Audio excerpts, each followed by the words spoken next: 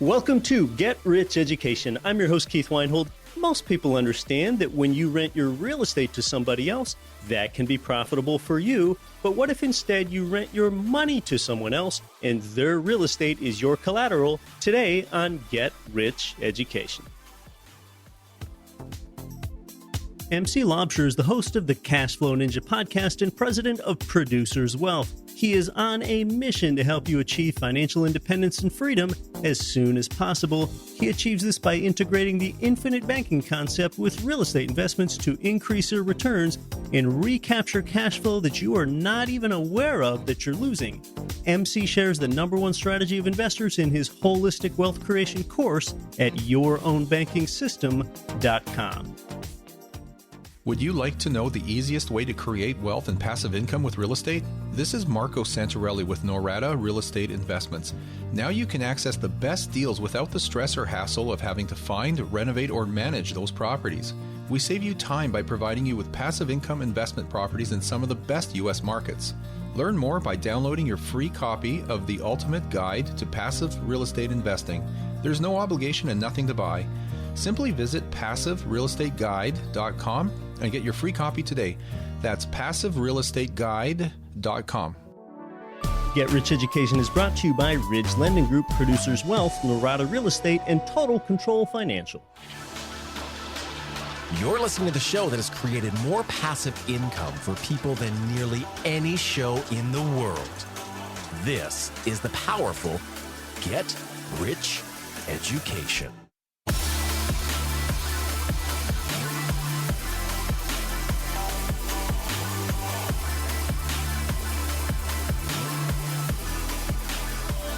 Welcome in to Get Rich Education, where you don't focus on following money, you make a stream of money follow you wherever you are. Hi, I'm Keith Weinhold.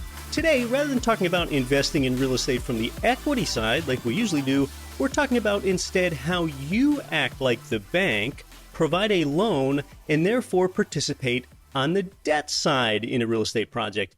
Rather than you renting your property to someone else, you rent your money to someone else's real estate project, and their real estate acts as your collateral, all while you receive a highly passive monthly income stream as your dividend or interest payment. This really continues our semi-regular Seeing Both Sides of the Coin series here, where a few weeks ago we contrasted residential versus commercial real estate investing.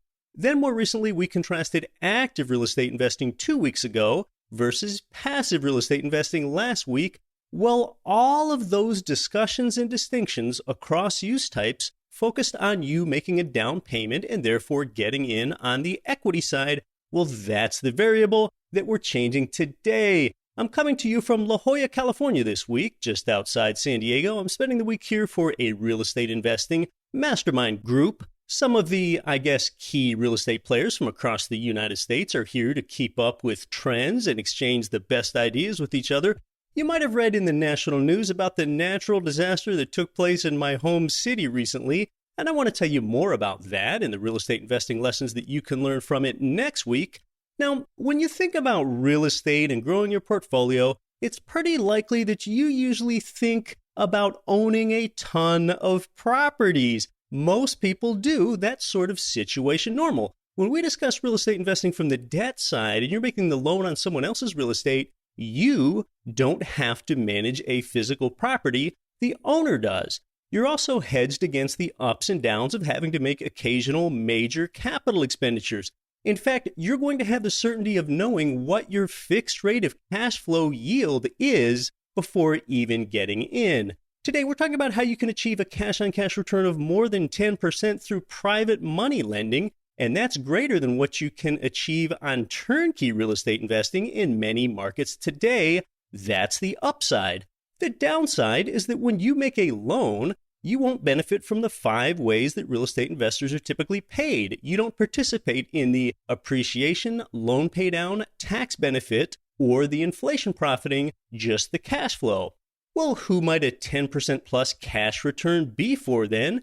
It might be for a nearer term income portion of your portfolio, as opposed to a long-term buy and hold equity side transaction. As you'll see, some of these private money lending structures have durations as short as 18 months or even shorter so you can get your principal back fairly promptly, all while enjoying that income stream throughout the project duration. Now, of course, you're going to need to know a few things before deciding to make a loan on someone else's real estate project. When and how will you, the lender, get paid back? What exactly is your fixed rate of return number? And what happens if something goes wrong and the borrower does not pay you back? Well, as the lender, you're going to want to be in first lien position, which typically means that if things go awry, you are paid back first. That is as opposed to that decidedly less preferable position, second lien position, as if you were putting a second loan on a property where someone else had already given them a first loan. In that case, if the deal went belly up, the first lien holder gets paid back first, and the second lien holder gets paid back next if there's anything left. Now, since this is Get Rich Education, there's an education in that sometimes a second or even third lien holder has then what is known as a junior debt position, meaning they subordinate to the first or the primary lien holder, whom is you in the case that we're talking about today. This is debt syndication here. That just means it's where many investors come together to make a loan to a real estate developer. The developer pays you a fixed interest rate, and your collateral is their real estate. Often the developer already owns the land, and that can be part of your collateral. Typically, at the end of the construction or rehab period, lenders receive a return of their principal amount, plus they've already been receiving monthly cash flow for the duration of the lending period.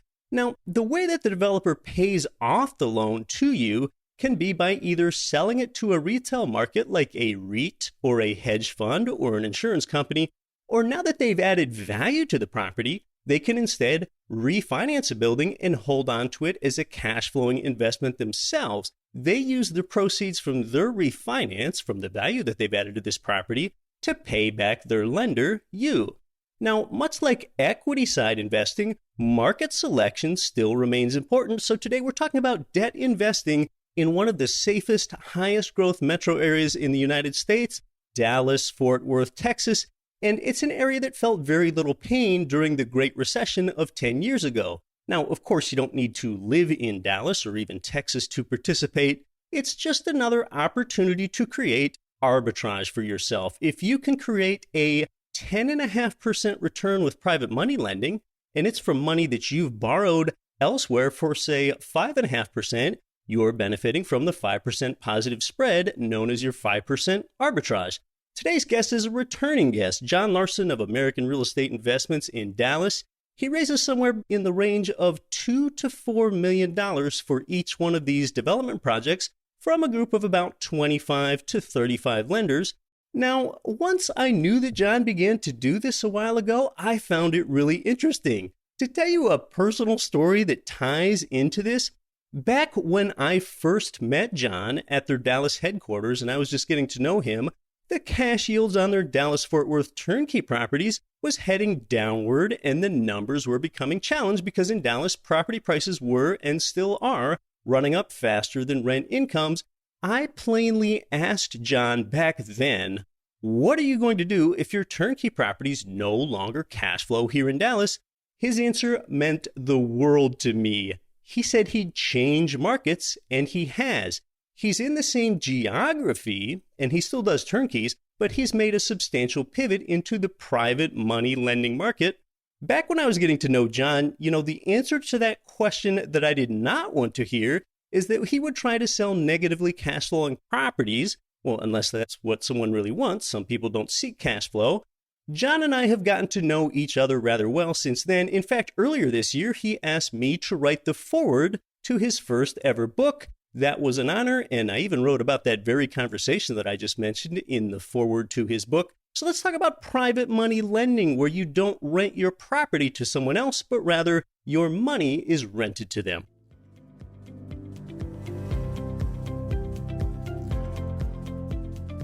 I'd like to welcome back onto the show someone that's become a friend since we first met a couple years ago, American Real Estate Investments Managing Director John Larson. Hey, Keith, thanks for having me back again. It's great to be back on the show. You know what? Since the last time you were here, you launched your own show. Why don't you tell us about that? Yep, it's called the Real Estate Cowboys, basically because we're out here in Dallas. Not Cowboys because we don't know what we're doing, but Cowboys because, the Dallas market, I thought it had a nice ring to it. But yeah, started my own show, my own podcast. You can get it on iTunes and all the other outlets out there for podcast listeners. And it focuses mainly on passive income real estate investment options and leveraging teams like I have and people who are more knowledgeable in the space, leveraging their knowledge to put your money to work so it can work for you. Well, that's something that interests our listeners. Again, it's called Real Estate Cowboys. Now, John, we talked about having you back to talk about private money lending here for quite a long time. We're only finally doing it today. You've been operating for years. Our listeners have known you as a provider of turnkey real estate in St. Louis, in Kansas City, and in Texas, especially Dallas, where you're headquartered there. So just tell us about why the move from the equity side in turnkey investing, which you still do, over to the debt side. Yeah, that's a great question. So I found a need with my investors. The majority of my investors that are coming to me, Keith, they're looking for cash flow primarily. And with now today's market, what we're experiencing with the prices where they're at, and now the interest rates have been creeping up, especially here in 2018, where now my investors are looking at, a 6% interest rate with 20% down, where that's gone up about 100 basis points since last year. Yeah. It's having a negative effect on the cash flow, right? So my investors who are specifically looking for cash flow to supplement income, replace income, grow their self-directed retirement accounts, the private lending option was just so much better than what the real estate options, single family homes could give my investors from a cash flow perspective. Interestingly, I purchased my first turnkey investment in the Dallas-Fort Worth area in 2012. And even then, I could start to see, wow, prices are really running up faster than rents. I just wonder how long things are going to cash flow in Dallas-Fort Worth with an 80% loan-to-value loan on a single-family home. And you found that, yeah, things have become rather thin because rents have gone up a little in the past few years in Dallas, but prices have gone up a lot. And now interest rates have come into the mix. And it's really made, especially that higher class, like that A caliber property that you offer there, not create any substantial cash flow any longer. I really think the best investors and the best providers, they're loyal to people and they're disloyal to markets. It's actually good to be disloyal to markets, and the best markets change over time. But when we talk about market, we're not always talking strictly about geography because you're still investing in Dallas-Fort Worth, but rather than being on the equity side where the numbers really don't make that much sense anymore in that A-class single-family home, you flipped onto the debt side. Tell us more. Yeah, exactly. So with Dallas, it's still a thriving market. You're still talking about one of the fastest growing markets in all of America. Very diverse economy. Most corporate headquarters in America are right here in Dallas-Fort Worth. We have an average of about 400 people a day moving into the Dallas-Fort Worth area because there's so many jobs here. And because of that, there's a huge need for medical space, office space, retail space. That's not going anywhere. So although the prices on the single family homes have ran high in a lot of areas of Dallas, and now with the interest rates going up, that's had a negative effect on cash flow from that aspect. But the demand for new construction, retail, commercial space, it's there. And so I just thought, hey, my investors want cash flow. There's a huge need for medical space, office space here in Dallas. I don't see that demand going anywhere anytime soon. So it's a win-win. We can produce more buildings that are in demand here in Dallas, and we can then in turn provide our clients with a high rate of return in the form of a monthly dividend from an interest payment. People still want a piece of Dallas, and now they can get cash flow from Dallas. So just tell us a bit how that works with the cash flow structure when an investor takes on debt rather than equity. So what's going to happen is the investor is just basically going to take the role of the bank. They're going to have first lien position on the actual asset itself. So that provides them with that sense of security. If we, the borrower, were to default on the loan, then that person and the group of other beneficiaries who are on that note would then foreclose and take ownership of that property. So it gives you that sense of security. And for an example, just a quick example, let's say you come in on one of our investments as a lender, you invest $100,000 into a project. That project is going to pay you $875 a month fixed for 12 or 18 months, depending on the term. Typically, our terms are about 18 months, though, with our private lending opportunities here in Dallas. And basically, the best way I can explain it, instead of an equity syndication where you're waiting for the profit on the back end of the project, debt syndication, you're paid immediately. So we're talking about cash flowing debt, not cash flowing equity. Where does the cash flow come from? It comes from a loan that you make to somebody else. So in the example that you gave, we're talking about an interest rate that you've paid out recently on your projects to lenders. That's an interest rate of 10.5%. So 10.5% on a $100,000 loan, that's $10,500 of annual cash flow divided by 12 is the $875 of cash flow you get in your pocket every month that John is describing. So it's pretty simple math there. So we're talking about debt syndication, where we've got several investors that make a loan to a real estate developer, and the developer pays you a fixed interest rate. That rate is fixed, and your collateral is their real estate. Exactly. And this has been a model that has been done for a long time, mainly with house flippers, where there's just one lender who goes on it's a deed of trust type of an investment, right? Where they hold the deed, they invest, or just like Chase Bank would, right? They give the house flipper the capital to purchase the home and renovate the home. And then when the house flipper sells the property, he pays back his lender. And then it's kind of a rinse and repeat type of scenario. They're 90 to 120 day type of notes. It's the same thing that I'm doing here. It's just larger projects. And instead of having one lender holding the title, it's a fractionalized note. So there's a group of lenders on there. And your durations are longer as well. You mentioned some of those 18 months, 24 months might be a typical type of duration for these debt syndications. So we've got a predetermined return. That's something that you do not have when you're an equity investor. And you've got cash flow that's more stable and predictable than the classic equity investor, perhaps that buys a turnkey property. Now, a turnkey property investor, as we like to talk about here on the show, as you know, John, often is paid 5 ways simultaneously. But oftentimes to an investor, the one of those 5 ways that's most important is that cash flow. And the cash flow is actually what has had downward pressure placed on it with some of these other market dynamics that we're talking about. So tell us more about who this appeals to, that cash flow centric investor, John. One of my best clients, I would say my ideal clients who like to get involved in a debt syndication is someone with a self-directed IRA or 401k or a self-directed Roth IRA. Because then these interest payments are going back to them either tax-free in the form of a Roth or tax-deferred with a traditional self-directed account. So those type of investors really love that syndication model, private lending model, because one, it's extremely passive, Keith, right? You're not dealing with any vacancy. You're not dealing with any maintenance. And, you know, with rental properties, things can break, things can happen, which can make the experience anything but passive. It's our goal to make it as passive as possible. But with rentals and dealing with people in homes, you obviously know, being a rental owner yourself, that there can be times when it's not very passive. With the debt syndication model, you're just taking the role of the bank. You lend $100,000 and you make each month, like I said, a very passive $875. You know what you're going to make each month to the penny. And like I said, so this model is really for the investor who really wants a passive experience, who really only cares about cash flow. They're not looking for the 4 other ways or 5 other ways that real estate can pay you in the form of a single family rental when you leverage. And the IRA and 401k crowd loves this model. Now, to some uninitiated people out there, they might think, well, wait a second. Now, why would anybody pay me an interest rate of 10.5% if I'm going to act as the bank? Why don't they just go to a bank and get a loan at a lower interest rate? Why borrow from me?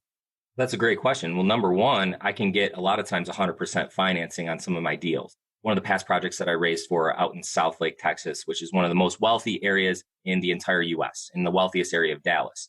I already owned the land. So that was essentially my skin in the game. I developed the land has been developed. I now went to the investors and said, loan me money to purchase one of the lots from the development, okay? And then loan me the money to construct the mixed use commercial building. In that case, I got 100% financing for that deal. Also, I'm looking far ahead. We could potentially be going into another mild recession, not like what we experienced back in 2008, where the banks could start to pull the reins in a little bit on lending money, especially on new development. If I can build relationships with my investors now and prove out, then even in a down economy where the banks aren't lending money like they used to, I can still get financing to do deals. We're talking about debt investing in one of the most bustling, thriving, recession-resistant metros in the United States, Dallas-Fort Worth, in order to get those good returns. You're listening to Get Rich Education. Our guest is John Larson. More when we come back. I'm your host, Keith Weinhold.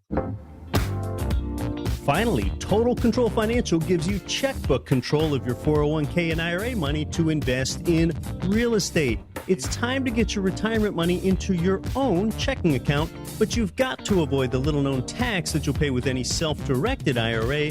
Instead, it's time for the QRP. Learn more and get your free copy of the QRP book by text messaging QRP in all capital letters to 72,000. For a real estate investor like you seeking an income property loan, go to Ridge Lending Group, NMLS 42056. Over the years, you've heard President Chaley Ridge generously devote her time to you here on the show as a guest. Ridge provides investment property loans in most U.S. states, and you're going to find out how they've helped more people realize their dreams of real estate financial freedom than any other mortgage lender in the entire nation when you get started at ridgelendinggroup.com. This is our Rich Dad, Poor Dad author, Robert Kiyosaki. Listen to Get Rich Education with Keith Weinhold. And the reason I respect Keith, he's a very strong, smart, bright young man. Welcome back to Get Rich Education. We're talking with American Real Estate Investments Managing Director John Larson about you becoming the lender, being the bank, and making a debt rather than an equity investment in real estate as your collateral. So, John, just tell us in the first place how you go about identifying the right opportunity. That's a great question. So with this model, the hardest thing really is finding the good deals, especially in a market like Dallas, where you have a lot of investor interest, a lot of institutional money, as well as looking to invest in commercial spaces, office buildings, right? That's pretty popular. So let me kind of talk about, I've done a couple of different deals. I've done deals where there's already a building in place and it's a value add proposition. And then I've done deals where, like I said, I own the land and then I'm just going to my investors to then construct a building in that, let's say, office park development. So let's start with the office park development where there's no building there yet. There's some land, the infrastructure's in place. How do I know that I'm going to be able to sell the property at a price that's going to pay back my investors? Number one, you're going to have to conduct your due diligence in terms of what is office space and medical space renting for per foot in these areas. And if the sales price and the income that the property is going to generate will spin off at least a 6 to 7%, that's where we're looking at. That's what these properties are trading at in those areas. If it's at least hitting a 6, 7's even better, right? Cap then rate. we know we can easily, cap rate. We know we can easily exit out of that property. Investors buying mixed commercial space done, right, and stabilized in those neighborhoods, in those areas, those markets at a 6 to 7 cap. So that's how we would identify a good deal in terms of a new construction building, office space. Now, there's a deal that I'm just about to start raising for right now that's located in Carrollton, which is a northern suburb of Dallas, right off the North Tollway here in Dallas. And that's a building that's already completed and it's already 80 to 85% occupied. So this is a building that's already cash flowing. So with that deal, we got an appraisal on that building. It's worth 4.2 as is. And that's before I even go in and renovate it and update it, because the last time it was updated was in 2005. That's before I fill the remaining spaces that are vacant and bring up the cap rate, right, based on the rate of return from the rental income coming that's being generated from the building. And the total raise on that is 3.5. So I have an appraisal that shows that the property is worth 4.2 as is. And we obviously plan to purchase it, enhance the building, update the building, get it fully stabilized, and then put it back on the market and potentially sell or refinance the building and hold it. So that's pretty much how I'm going to look at both ends of the spectrum, how I analyze, a building that's not there yet and how I would analyze a building that's already in place. Okay, so a $3.5 million raise in that case for that property. We have investors that are going to be investing in first lien position. And in a lot of cases, you already own the land. So that's part of the collateral that secures the debt for the lender investor. Exactly. And the first lien position, that's what all investors are looking for, right? So in case something did go south, there's a trustee that's responsible with all these deals as well. That would be on our PPM that our investors would be analyzing before they decided to move forward with a deal or not. And so if, let's say, a deal went south, I was not able to pay back my investors, I defaulted on the loan, that's when you would start the foreclosure process. And there's plenty of attorneys here in Texas who would help facilitate that process. I can't see any of the beneficiaries on the note, not wanting to proceed with the foreclosure process. But like, for example, this current raise that I'm doing, this is already a building in place, cash flowing. So if we did default for whatever reason, these investors have first lien position on a building that's in place that's generating income. That's not a bad situation. That's right. So, John, just walk me through the process. If I'm an investor that's looking for a cash flowing return with a high degree of passivity, which is what we're talking about here with private money lending, and I wanted to put $100K into this, how long does that sit in escrow before it's put to work? When do I start getting my returns? How is this structured? That's a great question too. So the way we structure the deal is, we'll start raising for a project. Typically our raises are anywhere from, I would say 2 million on the low end up to maybe 4 million on the high end. I think that's like the perfect sweet spot for right now for the investor attention I have on these projects. And so if you were to be one of the first investors that came in and contributed $100,000 towards, let's call it a $3 million raise, what we've seen so far, this is now our third deal that we've been raising for. We've been able to raise these funds in anywhere from 45 to 60 days.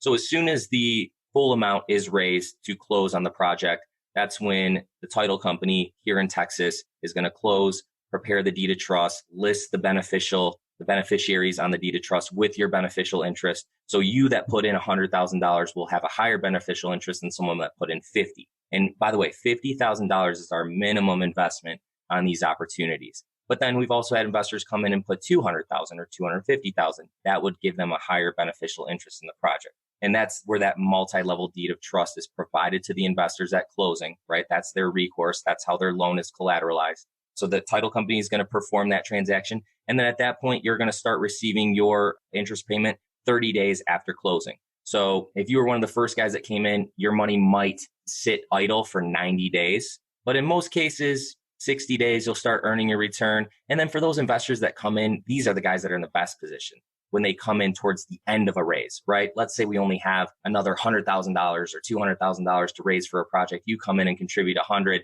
you're almost going to see an immediate return. In 30 days would be where you would start receiving that fixed rate return. Yeah, so you've opened and closed a number of these opportunities. So once the duration for a particular project has expired, whether that's in 18 months or 24 months, the investor's been receiving their monthly cash flow payments. They also get their principal returned to them at that time. That's how this is structured. But then they also have the option of just leaving the money there and rolling it into the next opportunity. Exactly. I'm glad you brought that up. I almost forgot to mention that. So this is basically, it's a private money lending program. You could continue to invest that $100,000 that you put into our first project. When 18 months is up and I go to say, hey, Keith, I'm going to pay back your $100K. We're about to close on the project. The money's going to be coming back in the deal. Got to pay my debt off, right? Do you want the $100,000 back, Keith? Or do you want to review our next opportunity and maybe just roll that $100,000 into this next project and keep it working for you at, let's say, 10.5%? Yeah. Well, it's been great talking about this, John. You put together a great report, and I'm going to tell you how you can get that report shortly so you can learn about private money lending and help answer some of your questions. But John, you've got a lot going on. Not only did you release the Real Estate Cowboys podcast earlier this year, you also authored your first book. Tell us about that. Yes, I did. It's called The Passive Income Guide. What's Your Return on Life? You actually contributed the foreword to that book. I'm very thankful for that. It's a great book. It's a quick, easy read. To be honest, it's not super lengthy book, but what it basically talks about is how to put your money to work for you in real estate. So we talk about single family home ownership. We talk about vacation rental ownership, and we talk about private money lending. We talk about the difference between investing in real estate versus stocks. What's the pros and cons? We have a 89 question property management questionnaire that you should, you don't have to ask all property managers the 89 questions, but it gives you some good questions to ask a property manager when you're interviewing them, because we all know that property management is such an important part of the single family rental investment process. So there's a lot of good, useful information in the book. And for anybody who's interested in getting started in real estate investing and wants their money to work for them, I recommend picking it up. It's, I think it's like $5 on Amazon. It's not super expensive. So if you're interested in just kind of browsing through a quick read that can give you some good information on getting involved in real estate passively, I definitely recommend it. John was like me in writing his first book. Just get to the point, make it short. I almost want this book to be like something that could fit in my back pocket. And yeah, the name of John's book is The Passive Income Guide. I wrote the foreword, so my name's on the cover. Don't let that dissuade you from checking it out. John, it's been great having you here. Thanks so much for coming back out of the show. Thanks a lot, Keith. I appreciate it. It's always fun coming on the show.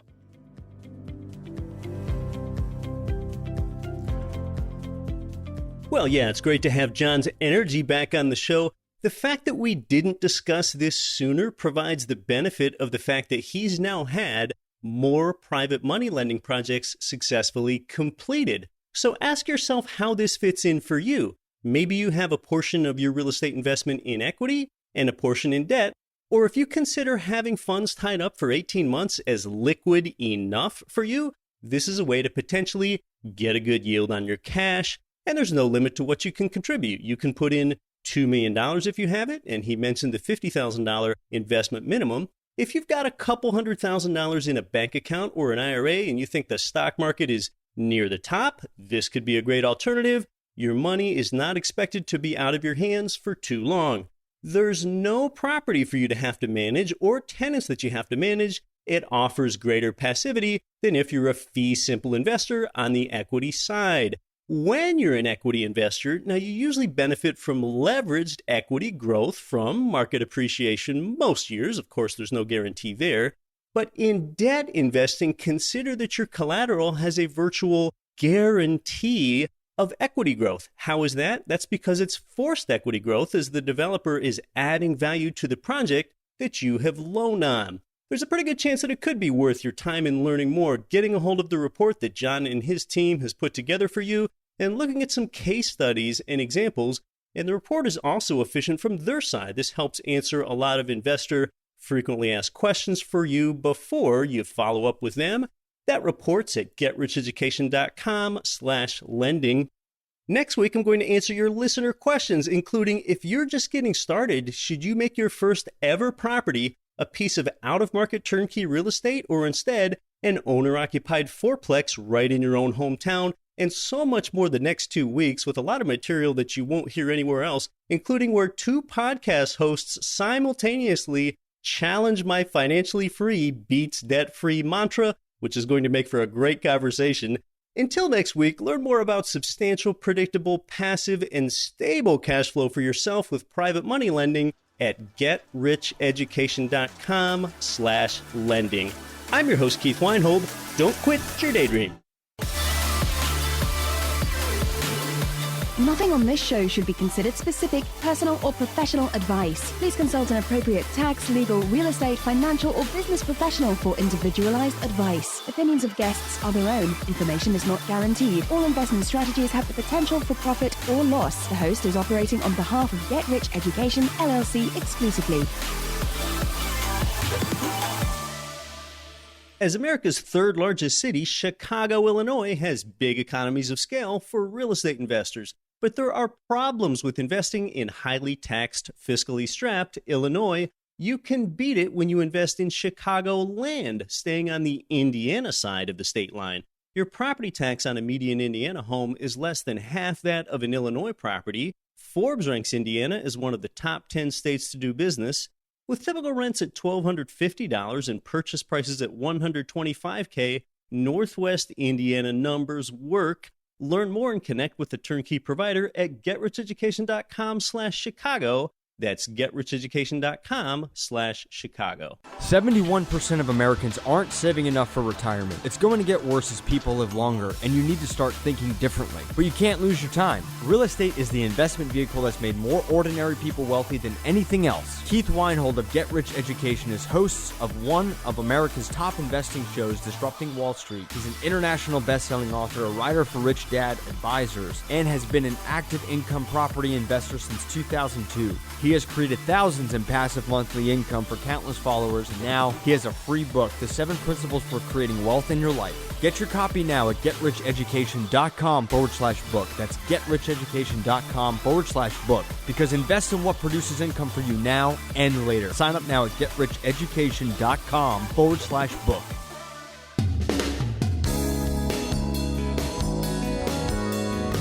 The preceding program was brought to you by your home for wealth building, GetRichEducation.com.